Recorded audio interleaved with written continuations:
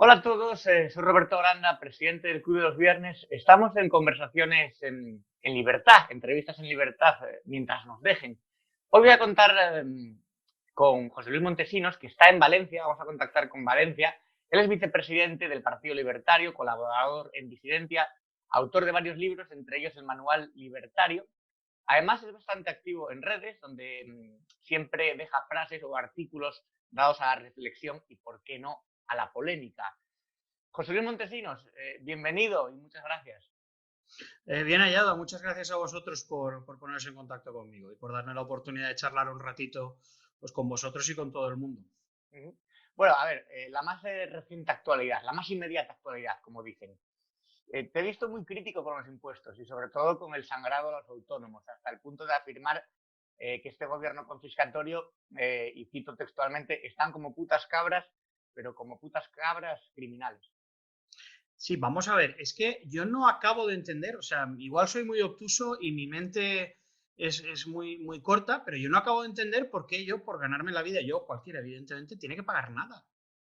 Es decir, me parece una cosa, no sé, de primero de ser humano, ¿no? De decir, básico, es decir, nos tenemos que alimentar y para alimentarnos, pues bueno, tenemos que hacer ciertas cosas, porque le tengo yo que pagar nada a nadie por comer o por vestirme, por pagarme la hipoteca de mi casa, ¿no? Es decir, es demencial. Y además, no solo en ese aspecto o en ese punto, sino que además, evidentemente, bajo la coacción de que si no pagas, se meten en tu cuenta corriente y te lo quitan, además te obligan a trabajar a través de cuenta corriente para podértelo quitar y no te puedas escapar, etc, etc, etc, etc. Al final, esto evidentemente, pues es muy sencillo, cuando la presión sube, pues la gente se va al mercado negro, se va a trabajar en B, como ha pasado toda la vida, nos iremos a la economía sumergida, volveremos, pues no sé, si nos prohíben el dinero en efectivo, pues haremos pagares con billetes del monopolio, ya veremos, o con monedas de oro, con lo que sea, o con bitcoins, porque también pues están ahí las criptomonedas que pueden ser una válvula de escape y nos saldremos del tema. Pero al final, si los impuestos son impuestos y no son propuestos, son impuestos y no son finalistas, es decir, yo no sé por lo que pago, a mí me quitan el dinero y ya está. Entonces, no sé, no tiene mayor, no tiene ningún sentido si te paras un momentito a pensarlo y te tienes a decir, todo este tinglado, ¿no?, que está montado, pues es sobre eso, sobre falsedades y sobre coacción para vivir a costa de los ciudadanos, ¿no? Y no hay más, no hay mucho más. Es decir, su manual no va de ayudar a nadie y no va de salvar el país ni nada por el estilo. El manual del político en general y de la izquierda en particular va de salvarse a sí mismo, porque todos vivimos para salvarnos a nosotros mismos los primeros y ellos pues lo llevan muy a gala y hacen todo lo que sea para hacerlo, ¿no? Otros lo intentamos, pues que el salvarnos a nosotros mismos no sea un problema para los demás, pero bueno. Hablando de salvar, es muy gracioso porque, mira, 50 millones para rescatar Plus Ultra, que es una aerolínea chavista. 100 millones para las teles, 450, más de 450 millones para el ministerio chorra este y demencial de Irene Montero. Irene Y Montero, luego sí. te, y luego, y luego te dicen, ser patriotas pagar impuestos, porque la sanidad, la educación... Chicos, ser patriota es otra cosa muy distinta. Es decir, yo no soy una persona especialmente que tenga un especial amor a la patria ni a los símbolos patriotas ni nada de eso, pero yo entiendo que yo vivo en una sociedad, perdón, con ciudadanos, con mis padres, con mis amigos y con gente que vive y que depende en cierta manera, pues indirectamente de cosas que yo puedo hacer, pues porque utilizan los mismos espacios físicos que yo, las carreteras, etcétera, etcétera. De alguna manera, pues tenemos un deber moral, todos con todos, de llevarnos bien y de tratar de convivir de la manera más hermosa posible. Pero vuelvo a lo de antes, es decir, ellos se apoyan en la falacia, ellos se apoyan en la mentira. La patria, el amor a una nación, a una tierra, a un lo que tú quieras, es decir, yo ni entro ni salgo y además es una cosa que mucha gente distinta entiende de distintas maneras, no tiene nada que ver con eso. Es decir, nos podemos organizar de 1.000 millones de maneras distintas y seguir conviviendo, teniendo el mismo espacio, llamándonos pues España o Comunidad Valenciana en mi caso, o autonomía o Comunidad Autónoma de Murcia, de Madrid o de Castilla y León, me da igual. Es decir, podemos utilizar espacios comunes y nombres comunes y podemos todos animar a la misma selección de fútbol o de baloncesto y no tener un sistema de gobierno como el que tenemos. Es decir, todo esto viene porque mezclamos ese tipo de cuestiones que son personales y que son, pues, ¿cómo te diría yo?, de la convivencia de la sociedad con el modelo organizativo que nos viene impuesto, además, que venimos arrastrando de hace años, ¿no? Que es el Estado Estado-nación. Y no son lo mismo, ni tienen por qué ser lo mismo. Y la historia está repletísima de modelos organizativos distintos a lo que tenemos ahora. De hecho, el Estado-nación es relativamente moderno, ¿no? Desde el siglo XVIII. Antes no había estados como ahora. Y bueno, pues hasta aquí hemos llegado. Es decir, no sé si estábamos mejor o peor. En muchas cosas estábamos peor, pero en otras tampoco estábamos tan mal. Y hemos avanzado hasta aquí. Es decir, el ser humano sigue evolucionando. No es este el único modelo organizativo y, por supuesto, un modelo organizativo que se basa en la coacción para sacarnos la pasta y para mantenernos en casa encerrados, como pasa en esta pandemia y todo este tipo de cosas, pues no es el modelo organizativo que yo deseo ni para mí, ni para, no tengo hijos, para mis sobrinos, ni para las futuras generaciones, ni nada por el estilo, ¿no? Esto no funciona así y lo podemos organizar de otra manera muy distinta, ¿eh? Antes hablábamos de Twitter. La mayoría de estudios dicen que las redes sociales ayudan a la polarización. Las redes sociales tienen que ser un poco como el alcohol, ¿no? Lo que te ponen ahí de consumir con moderación. Sí. A veces los grupos de WhatsApp, recuerdo, y los de Telegram y tal, que se montan unos pifostios tremendos entre gente que seguramente si se estuviera tomando una caña se querría muchísimo y a veces llevan al malentendido, ¿no? Y eso en las redes sociales pasa muy a menudo y el otro día creo que era Luis Gómez, Luis Ignacio Gómez, el que hablaba de ello en Disidentia el miércoles, decía que tendemos a formarnos un relato de las cosas y las cosas que apoyan nuestro relato las creemos con más facilidad y las cosas que no apoyan nuestro relato tendemos a no creerlas y tendemos a intentar rebatirlas, ¿no? Y eso nos pasa a todos y eso en las redes sociales es muy importante, ¿no? Resulta, si te das cuenta, vivimos mucho en la burbuja de nuestras redes sociales. Parece que si apoyas a un partido o a otro, o a un equipo de fútbol o a otro, todo el mundo lo apoya porque realmente con quien estás relacionado es con las personas de ese entorno, con una forma de pensar o de ser o de vivir o de entender la vida parecida a ti y entonces pues te vas aglutinando. Entonces parece que todo lo que sale de ahí tiene mucha más fuerza y mucha más potencia que en lo que en realidad es. Entonces, claro, evidentemente eso, el estar en un entorno, en una caja de resonancia, en una caja de eco tuyo, pues lleva a lo que tú dices, ¿no? Lleva un poquito a que se polaricen las ideas. Aparte, en las redes sociales normalmente el debate no es que sea especialmente profundo y espeso, ¿no? Sobre todo en Twitter con 240 caracteres, en Facebook aún la gente se enrollaba más, pero vamos, tampoco es que el debate sea muy espeso y muy profundo y tampoco es que dan para más. Y muchas veces nos olvidamos eso, de que estamos en cajas de resonancia y claro, cuando salimos de la caja, pues choca mucho y choca más a lo mejor que incluso si estuviéramos tomando una caña con nuestro adversario, por decirlo así, o por nuestro contrincante, que no enemigo, por supuesto, y nos entenderíamos mejor. Hablando de adversarios, a mí me llama mucho la atención, y esto lo he hablado también en otras entrevistas, cómo la izquierda ha asumido de buena gana, incluso de forma entusiasta, la imposición estatal y el carácter territorial de los derechos. Es decir, siendo el nacionalismo un proyecto constitutivamente reaccionario, de somos diferentes, por lo tanto tenemos que tener unos privilegios, eso se ha vendido como progresista entre la izquierda, incluso entre intelectuales de izquierda, que, como me decía Sabater, puede que sean los más tontos de toda la sociedad. Es que es muy curioso, es decir, con el afán colectivizador que tiene la izquierda, la gente, digamos, de derechas también muchas veces peca de ello, pero peca de una manera distinta. Y la izquierda tiene una forma de colectivizar muy naif, ¿no?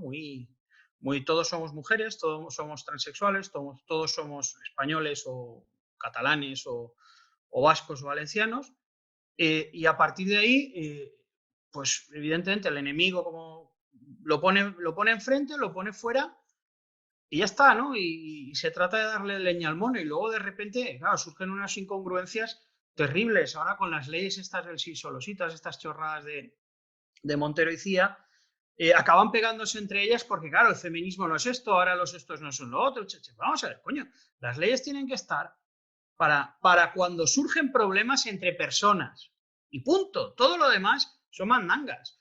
Y la izquierda al final, como lo que persigue, es un sistema colectivista importante en el que todos los que están ahí quieren de alguna manera, de una forma, pues sobre todo, me imagino que cuando son jóvenes idealista, pero luego se tornan bastante, pues no sé, en personajes bastante grises y peligrosos, ¿no? Quieren dejar su impronta en el mundo, ¿no? Que el mundo, pues ahora han aprobado la ley del cambio climático, todas estas leyes de género, de tal, de no sé qué.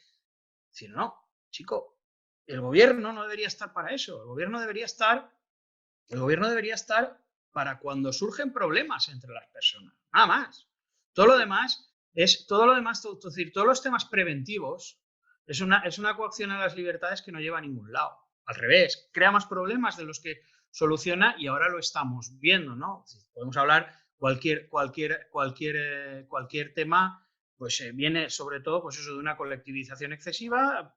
Hablamos de los buenos, los malos y tal, ellos se mantienen en el poder así, pero eso, todas las derivadas que tiene en cuanto, pues no sé, me da igual, mercado de trabajo, economía, relaciones entre distintos territorios, como también has apuntado tú, etcétera, etcétera, pues todos son consecuencias negativas, ¿no?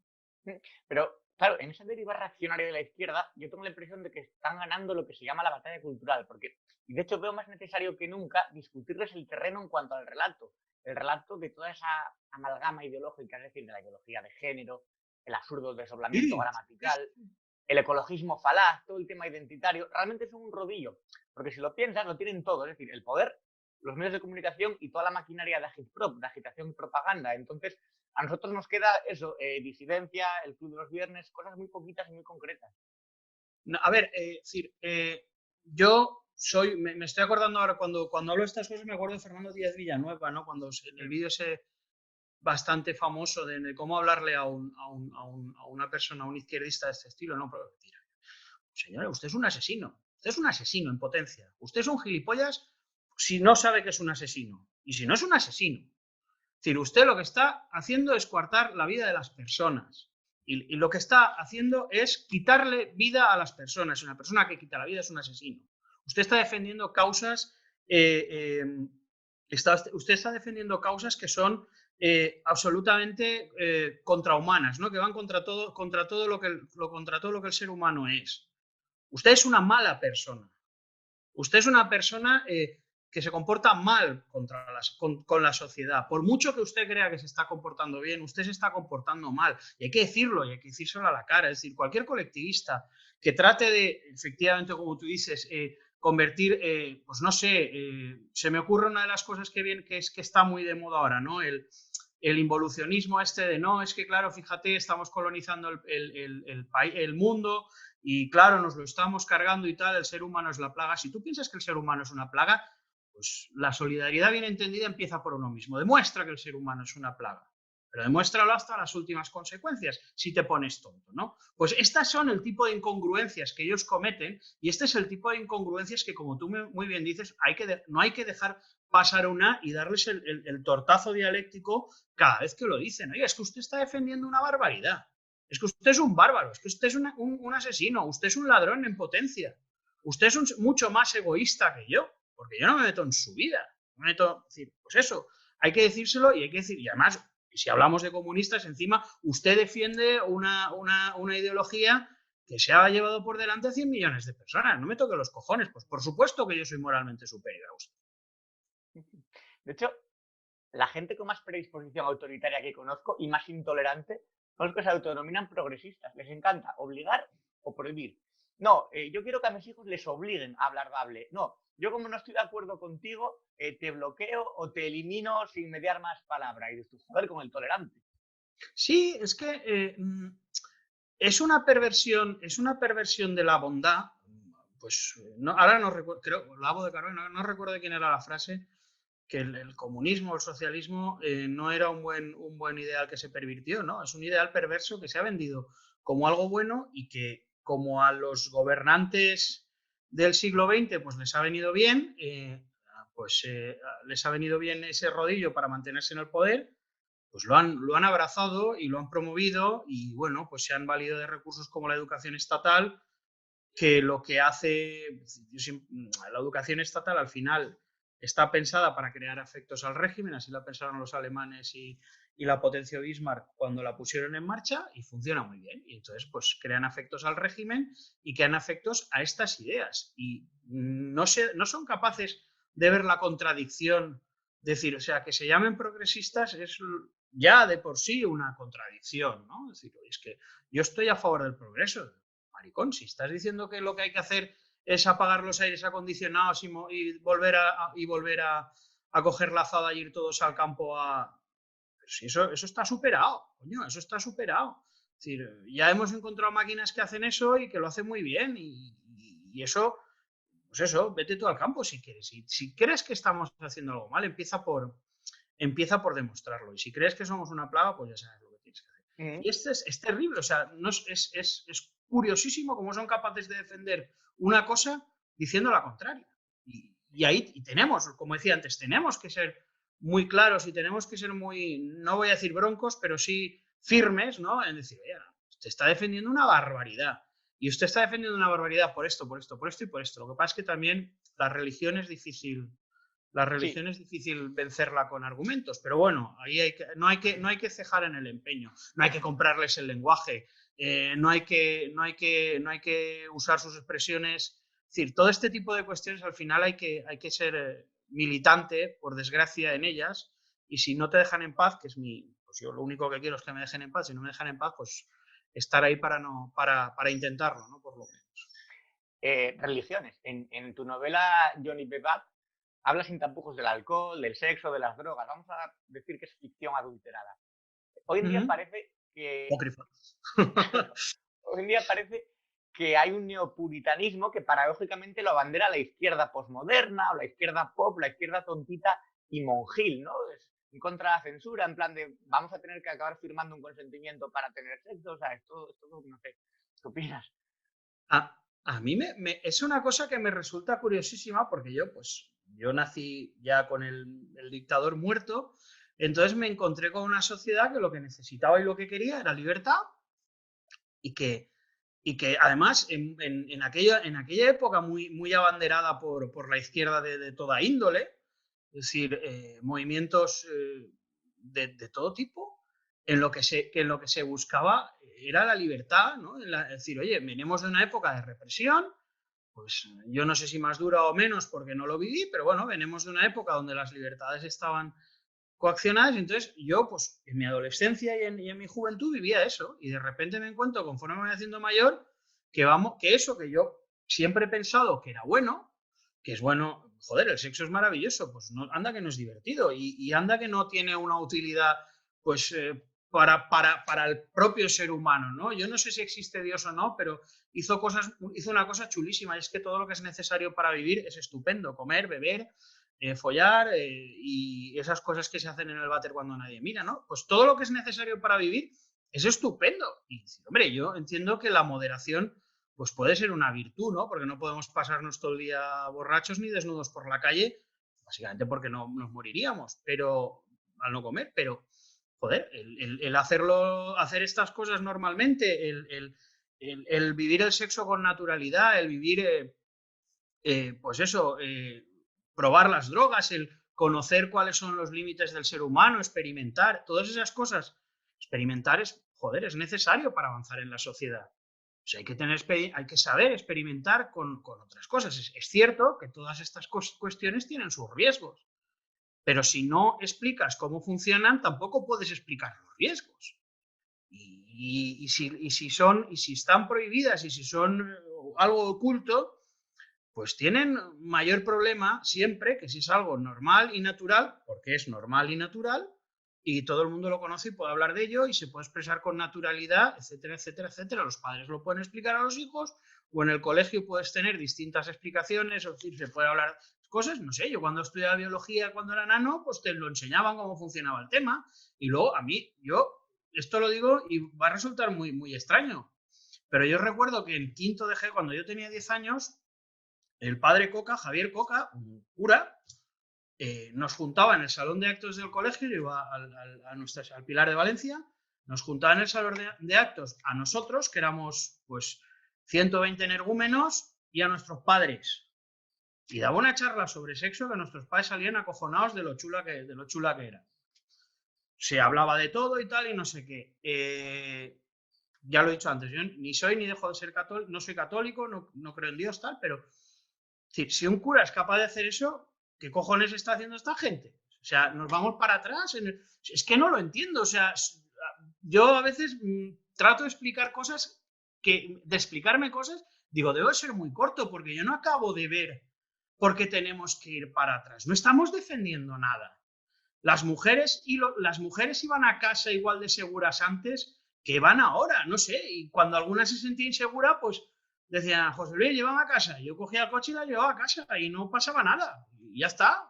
¿Qué problema hay con eso? Sí, no, Es decir, no, ahora somos todos asesinos, somos tal. Es que es algo tan demencial que a veces, te lo digo en serio, no acabo de muchas veces pillarles el punto más allá de todo, o sea, es algo tan a veces tan maquiavélico que se me escapa, ¿no? Que no creo, o sea, no acabo de creerme que haya seres humanos que tengan las ideas tan averiadas. estoy muy de acuerdo contigo. Estoy por afiliarme al Partido Libertario.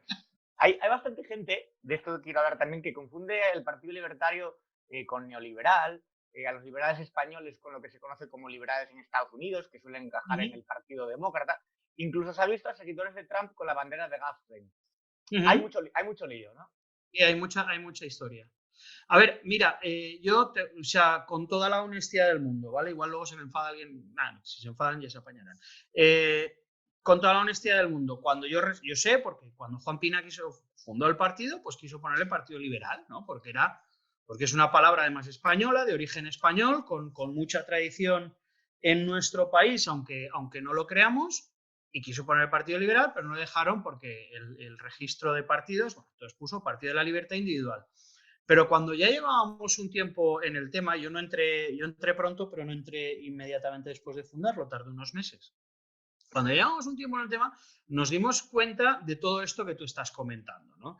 Es decir, que todo el mundo, y en los últimos tiempos, pues mira, ahora Ciudadanos quiere quitárselo de socialista o socioliberal y quiere llamarse solo liberal. Casado, Ayuso y compañía pues libertad, como socialismo o libertad. Y luego, pues todos a pedir a ver si nos hacen más leyes para poder encerrar a los ciudadanos. En fin, estas cosas. Y todo este tipo de cosas, ¿no? Nos dimos cuenta de que hay una batalla que creo que en España ya lleva demasiado tiempo y como somos un partido pequeño no teníamos capacidad de lucha con la palabra liberal y además es que es así. Es decir, que los que se denominan liberales hoy en día en España pues son parte, digamos, del sistema, son parte del establishment, funcionan perfectamente dentro de este sistema y nosotros queremos cambiar este sistema. Es decir, a mí lo que no me gusta es el juego, no ni siquiera las reglas. A mí lo que no me gusta es el juego, lo que te decía antes, ¿no? Este sistema de organización que nos hemos dado, como dicen los cursos estos de la democracia que nos hemos dado, a mí este sistema no me gusta y en el Partido Libertario a nadie le gusta este sistema y queremos revertir muchas de sus cosas para devolvérselas a los ciudadanos. Bien, entonces decimos que la palabra libertarismo, que es o el Partido Libertario, es libertarianism, que es lo que usan los americanos y los anglófilos para de alguna manera referirse a lo que en España era un liberal al uso, ¿no?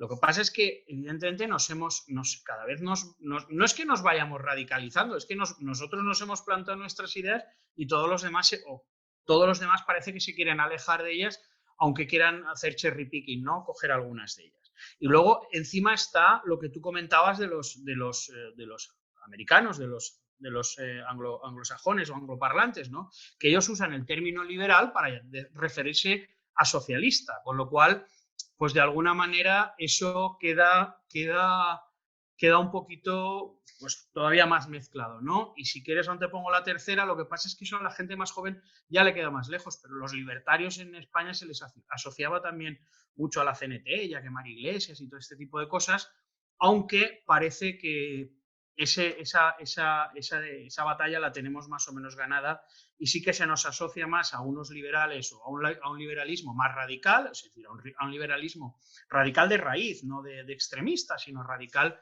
de más hundido en los principios y tal. Y luego, ahora viene la siguiente, es decir, como hay una lucha por apropiarse la palabra libertad, pues hay una lucha por apropiarse los símbolos de la palabra libertad, ¿no? Ya, pues la bandera de Gadsden o el Don't Treat on Me o este tipo de símbolos que siempre han pertenecido a los americanos libertarios, ¿no? A los que tendrían afinidad, digamos, ideológica con nosotros y que, bueno, pues el otro día se pudieron ver en la sede del PP, que se ven en el asalto al Capitolio que nosotros denunciábamos, pues gente con banderas de Gadsden, etcétera, etcétera, que, bueno, que también nos preocupa y al final, pues bueno, mira, nosotros sabemos lo que somos, no nos importa explicarlo cada vez que nos dan oportunidad, no sé si lo he hecho muy bien o muy mal, pero bueno, es decir, nuestras ideas al final como partido político, yo siempre digo lo mismo.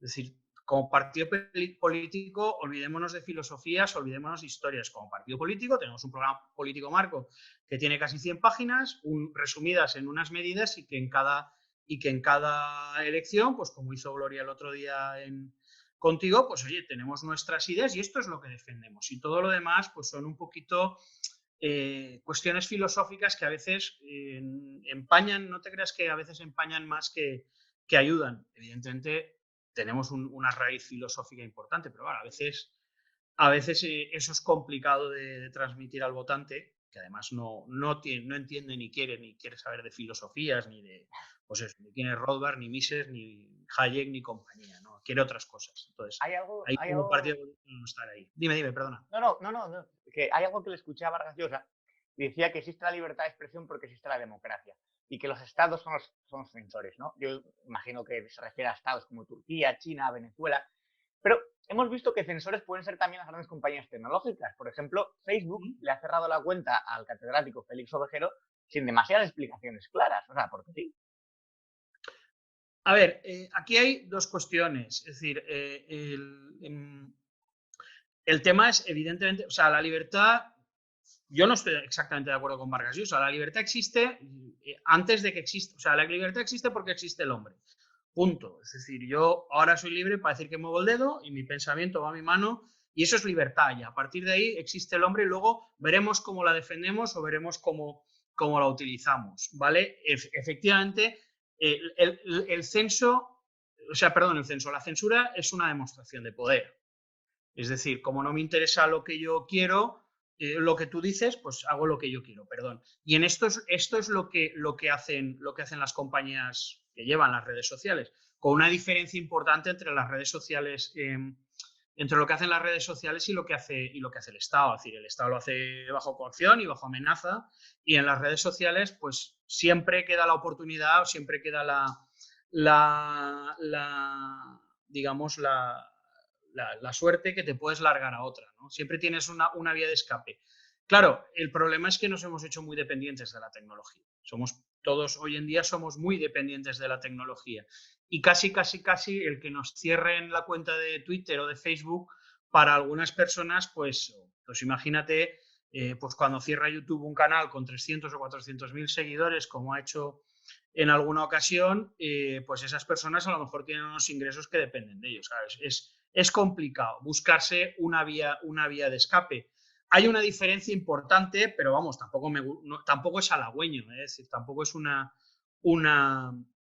buena noticia, porque otra de las cosas que sucede es que estas compañías, las grandes compañías no suelen ser muy pro en libre empresa, ¿eh? Las grandes compañías lo que quieren es mantener su cotarrito y entonces como el que puede hacerlo es el Estado, pues muchas veces son colaboracionistas con el Estado y esto es lo que pasa por desgracia en las redes sociales, ¿no? Que muchas veces pues se arriman al sol que más calienta y como ahora está de moda pues Black Lives Matter, pues ahora Sí. no se puede meter uno con con un negro porque haya hecho una barbaridad, o como ahora está de moda, pues eso, una mujer ha matado a un hombre, pero no se puede, a su marido, pero no se puede decir porque resulta que seguro que el otro era un tarambana, ¿no? Sí, de hecho, cómo funcionan los medios subvencionados estos por los millones del gobierno y en las redes también cala, lo hemos visto con la chavalada saliendo el sábado en el que decayó el toque de queda, pero claro, durante todo el estado de alarma ha habido manifestaciones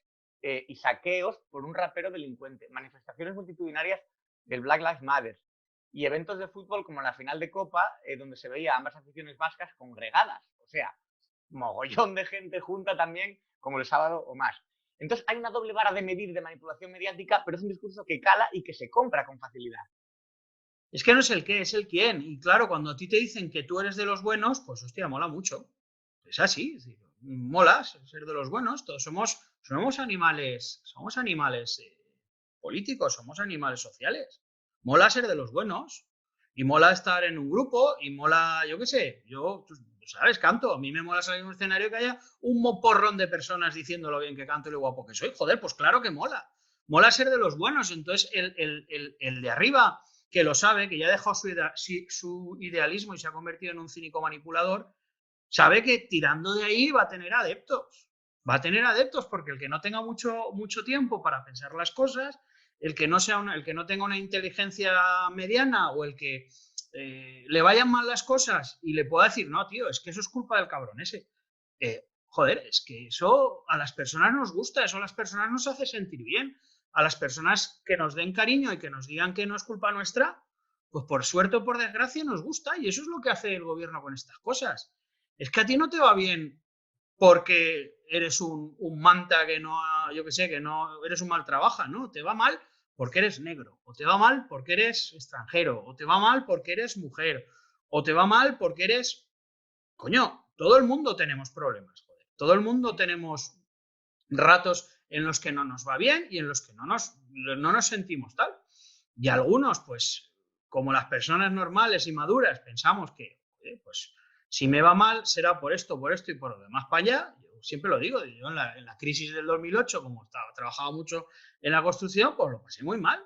Y me di cuenta de que, sí, vale, o sea, había un cúmulo de circunstancias que yo en mi ignorancia no podía haber previsto.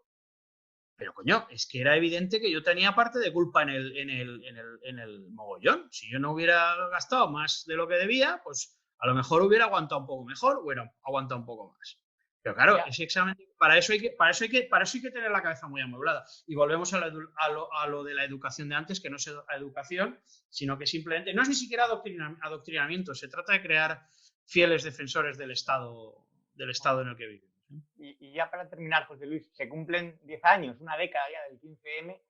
¿Qué valoración haces de ese movimiento de entonces y de cómo estamos ahora, y si se sacó algo en claro o en oscuro? En política, en los años que llevo yo, en política nada ocurre por casualidad. Es decir, no quiero decir que nadie me malinterprete. Yo soy nada conspiranoico, no creo en las conspiraciones, no creo que tengan fundamento, pero sí que sé que las cosas cuando pasan, cuando hay un run, hay alguien detrás, hay intereses, y eso fue el 15M. Es decir, el 15M lo vimos o lo estamos viendo con nuestros amigos, pues el ex Coletas y su amigo Rejón. Eso no fue el 15M, es decir, el 15M pues fueron allí cuatro idealistas, como suele pasar, de los que se aprovecharon todos estos, montaron el tinglao y lo tiraron para adelante. Y que o sea, el 15M estaba Zapatero de presidente, si no recuerdo mal, es decir, que se lo montaron a la izquierda. Estos se montan las revoluciones a sí mismos y tal, es una cosa muy marciana. Y esto, es decir, todo aquello, es decir, con la colaboración, vamos, inestimable de don Mariano Rajoy y doña Soraya Sáez de Santa María, que fueron los que yo siempre lo digo, es decir, tuvieron en su mano desmontar todo y demostrar que efectivamente en el PP había algún liberal, y demostraron que son exactamente igual de colectivistas y comunistas que el resto, y propiciaron lo que tenemos ahora. Es decir, ahora mismo pues estamos en una situación crítica ahogados a impuestos, con un Estado quebrado, con unas pensiones quebradas, con la juventud con más paro, o sea, con el mayor paro juvenil de Europa y del mundo civilizado, por así decirlo. Es decir, España hace revoluciones para ir a peor, ¿no? Es decir, bueno, revoluciones, por decirlo, por llamarlo de alguna manera, ¿no? Es decir, monta tinglaos para ir a peor, y al final de allí salieron unos señores que lo único que querían era seguir chupando manejar el cotarro para poder chupar más de la teta del Estado, y ahí están. Y aquí estamos ahora, pues con ellos, pues en cargos de cierta relevancia, con chaletazos y con coches oficiales y con escoltas y tal que pagamos entre todos. Pues ese es el 15M. Y ese es lo que hay que hacer, pues lo que toca hacer, evidentemente, es darle la vuelta a la tortilla a todo esto. Es decir, no podemos ir hacia más Estado, porque pues esto de los impuestos autónomos, el peaje por las carreteras y tal, pues esto acabará reventando por algún lado, y si siguen en ese plan, pues nos iremos a la economía sumergida y ya veremos lo que pasa, ¿no? Y a partir de ahí, pues si el Estado cae o no cae, o a ver cómo se reconstruye, pues bueno, ya veremos. Evidentemente lo que tenemos que hacer es ir a menos Estado. José Luis Montesinos, vicepresidente del Partido Libertario, muchísimas gracias por esta agradable charla. Muchas gracias a ti por la invitación, y cuando quieras ya sabes dónde estamos. Te mando un abrazo hacia Valencia, ¿vale? Igualmente. Gracias, José Luis.